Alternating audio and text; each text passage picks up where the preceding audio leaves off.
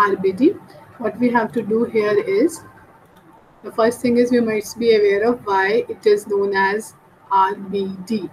RBD leads to the definition of randomized block design.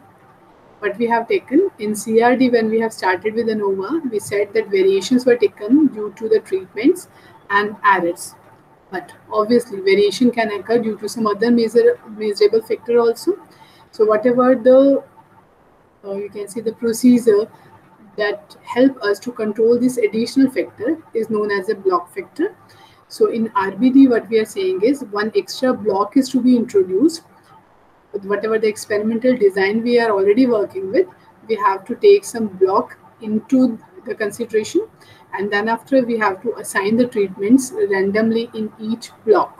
So if I make you summarize and give you an idea how we can learn about it, is till now if we have taken the example of soil and seed varieties, might be we can say we have the treatments of seed A, B and C that we are giving to the different parts of a single feed, correct? But we know that obviously soil also matters. So might be in one city we are getting one type of yield. I want to find out the effect of the soil quality also. So in that case, what I can do is I can take one of the city and 3 plots I can take with one city, 3 plots I can take in another city, and might be I can go for 2 cities or more than that. So here if we talk about, we have 3 fields. In all the 3 fields we are going to sow A, B and C variety of seeds, and want to find out is the difference is just due to the variety of seed, or the difference is also due to these soil factor. So what we will do, in order to add one more additional factor, I want to create the blocks. So when we include the source of variation due to between the columns, within the columns, and now what we will do, we will compare between the blocks also, because here we have one of the data values for one city and one of the data values with the another city, correct? So when we have the experimental design including the blocks also, then that block design is known as randomized block design. We are talking about the randomization because the treatments are assigned randomly, correct? So here we have that in each block treatments are to be assigned randomly, and in RBD the most important things which make it different from all other is that experimental units are divided into blocks. So here if you go for the calculation part, that what is changed in the RBD. So in RBD the total sum of square consists of 3 parts. Till now we have done with SSC and SSE, the sum of square between the columns and sum of squares due to errors, yeah, because of errors.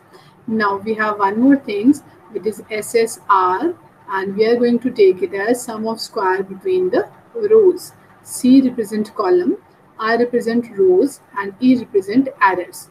And this is what we are following here. Might be in some of the books you can see for different things, they are taking the different names also. Correct? But this is what I am following from the student's perspective, that it will be easy to learn and go through the concept. SSC, C means column, SSR, R means rows, SSE, E means error. And if I add the whole, then what I am getting is SST, sum of square of the total, or we can call it as total sum of square. So this is what it means by the randomized block design calculation part. Here we have the same thing depicted as a diagram. So it's very good if you can visualize this and go through it, so that you are not going to confuse this what is to be done. Here we have SST divided in 2 parts, SSC and SSE. It was as earlier we have, but now SSE is broken again into 2 parts. One name is still the same, SSE, but one we have taken unwanted variance attribute to difference between block, means that is block sum of square, or we can say sum of square between the rows. Right? So this is how we can interpret the calculation of RBD. Now here we have the hypothesis. The hypothesis is, now earlier when we have created, we have created one hypothesis. Till now, whenever we have worked with, we have done with the one hypothesis, either the things are same or different. This is what we have done. Now here we have two set of hypotheses because we have the two things that we are going to analyze. The first is, if C samples are being analyzed by a researcher, then the null hypothesis can be set as mu1, mu2, mu3 up to mu are same, where k or same means the number of columns, means all the treatments means are same, against the alternative hypothesis that all the treatment means are not same, they are unequal. Now since here we have the two blocks or more than two blocks, this is one block, this might be the second block, and more blocks are there.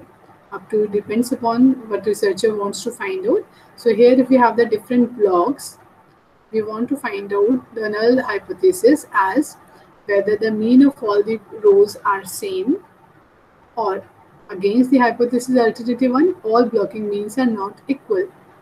So these are the set of hypotheses that we have to create, under which we are going to analyze the hypothesis. Okay? So here we can say all the treatments are same and all the treatments are not same. Here all the block means are same and all the block means are not same. Okay? So this is what we have the hypothesis for the RBD. So you must have to verify two of the things in the RBD along with the hypothesis for the treatments. We are going to check the hypothesis of the similarity of means for the blocks also. Now here I have just added on the ANOVA summary table in order to see how to go for the calculation, and it is actually giving you all the things related to the RBD. You have not to go for the detailing. Detailing is still the same. I have not written anywhere what the formulas are again and again. Obviously it is the same, just the extension is being done. So here what we have, the source of variation is divided now into three parts. Sum of square between columns, sum of square between rows. Now you can see this is the additional factor. Earlier what we are saying, between columns and due to errors. Now we are saying between columns, between rows and due to errors, because of errors. So here we have the sum of square represented as SSC, SSR and SSE. Nomenclatures are there. And finally, obviously, we have SST. Correct? Then we have the degree of freedom. Till now, we have worked with the columns. C was there. Now we have rows also there. So we have degree of freedom for SSC is still the same, C minus 1. And rows has to be taken in the similar way as we are taking the columns. So here we have R minus 1. Correct? For N SST, it is also same. The total is N minus 1 if N is the total number of data values. And if I have to write down SSC, then you can check it is coming as a product of C minus 1 and R minus 1. If you visualize to check what the total sum is, the total sum is come as C minus 1 plus R minus 1. And if I multiply this expression, it will give me CR minus C minus R and plus 1. And if I calculate it, C and R in positive will cancel out C and R in negative. This minus 1 will cancel out this plus 1. Now what is this CR? It is the total values in the column and row. So that is actually N, and we are getting N minus 1 as a total. Correct? It is just for the verification that if all the things are clear over here, then it should come N minus 1. Correct? Now at the end, what we have to go for is calculation of mean of square and F values. So here still the same procedure is MSC means SSC by C minus 1. MSR means SSR by R minus 1. MSE means SSC by C minus 1 into R minus 1, means just the degree of freedom is being changed here because of the involvement of the R also. Right? And then after we have to calculate two F values because we want to take two decisions. So F values due to the treatments. Let me zoom it. Here we can see F values due to treatments means what we have done earlier, MSC by MSE. Now be sure to take it the correct formula. because some of the students do it like this: MSc by MSR, MSR by MSA, which is totally incorrect. What we are doing is always we are dividing by the error, correct? So F treatment means MSc by MSE. The formula is still the same whether we are doing it in CRD or in RBD. It is MSc by MSE, and in the same way we have the F standard value for the blocks, MSR by MSE. Correct? Let me repeat. F treatment is MSc by MSE, and for the block it is MSR by MSE. Correct? So be sure to calculate the two values correctly, and after the calculation we have to compare the two values separately with the F standard value, and again the procedure of the decision is same. If this F standard value or I can say if F treatment value is less than the F standard, then there is no significance different in the treatments. And similarly, if F block value is less than the F standard, then might be we can say the variation is just due to some chance. And similarly, we have to interpret when they are more than, then we can say there is obviously impact of treatment of the on the final thing. The mean values are different. And similarly here, if block has an impact, then obviously we have to say the mean values are not same or they are different. Correct? So this is how we are going to calculate the table in the RBD, and be sure to go through it properly, so that when we are going to add one more additional factor, might be you are getting surprised at why so much calculation, but yes, this is the way we are going to do. So for the next Latin square design, we are going to introduce one of the more thing, that is a treatment as a factor to be added along with all these things. Correct? So this is RBD, where we have taken sum of squares due to columns, because between rows, between columns due to errors, and the total one. Correct? So now we have an example to be done. Okay, here one more thing I have missed is SSR. Now what is the change? Let me tell you, if we compare with the formula of the columns. In the SSC, when I have shown you on the Excel sheet, what we have done for the SSC is we have calculated column wise. We have taken 4 columns, so we have taken column wise mean, and we have calculated the grand mean.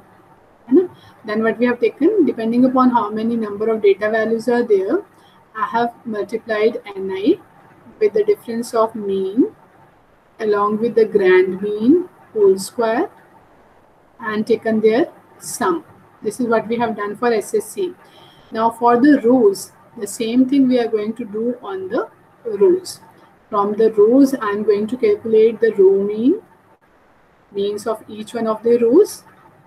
We have to calculate the grand mean, and then similarly to the number of columns data values we have, here we have to take number of values in a row, the data values in a row, to be multiplied the difference of the mean of each row from the grand mean and its square. So this is the same formula which we are discussing. And similarly, when we are going for MSR to calculate, it will be SSR by R minus 1, and MSE is SSC by N minus R. It is the same thing, C minus 1 into R minus 1. Right? So these are the formulas that will help us in calculating the SSC, SSR and SSE values. And that's all for today. Let us just read on the example that we are going to do in the next lecture on the Excel sheet. If you can do and try it at least for calculation of SSC, I request all of you to take this data and calculate your SSC value, and you can also calculate SSE value. Okay? But here we have not to go for SST directly, because SST will be a sum of SSC, SSR and SSE. So we will calculate first SSE value, then we will actually calculate SSR value with the same procedure. The third we are going to calculate will be SST, and by taking the difference of SSC and SSR from SST, we will calculate the value of SSE. right? So this is how we are going to work on it. So still you can work on SSC. If possible, you can go for SSR also. Let us read on the example first. What we have here in the example is that a company which produces stationery items want to diversify into photocopy paper manufacturing business. As all of us know that the companies are going from the one business to other, they are expanding their work. So here is a company of stationery item who want to diversify into photocopy paper manufacturing business. The company has decided to first test market the product in three areas termed as north area, central area, and the south area, because you know in the metros there are the different zones in which the city is divided. So here the company takes a random sample of 5 salesmen, S1, S2, S3, S4, and S5 for this purpose, and the sales volume generated by these 5 salesmen and the total sales in the different region is given. Now I have given the table in the next one. What we want to do is, using a randomized block design, we have to examine number one, whether the salesmen significantly differ in their performance. Is with the help of data, we want to know about the performance of the salesmen, how much good they are in doing the sales. The second one is, we want to find out whether there is a significant difference in terms of sales capacity between the region. Means it depends upon the salesman only, or it depends upon the regions also. So here again you can see there are two things, because we are looking for the salesman and we are looking for the regions. Correct? And similarly, if I talk about another example, so might be I want to find out the sales by the salesmen in the different seasons.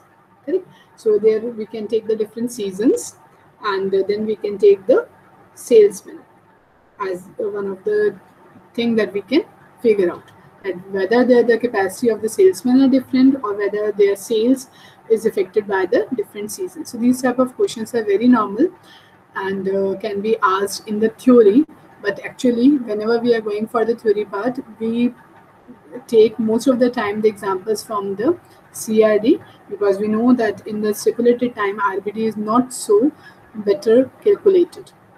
Right? So that's all for today. In the tomorrow's lecture, be sure to present here on the Excel sheet. I'm going to do the example of RBD. The same example we will take. If you can practice, you have to do actually, and then it will be easy for me to go through the example. After that, we are going to start with LSD. Most probably, we will do with the theory part of LSD, and we'll show you how to go for it. And then after we have the thing, which is the final term, we can say two-way ANOVA, or I can say it is the FD, factorial design. Correct? Now, if you have some doubt, you can ask me.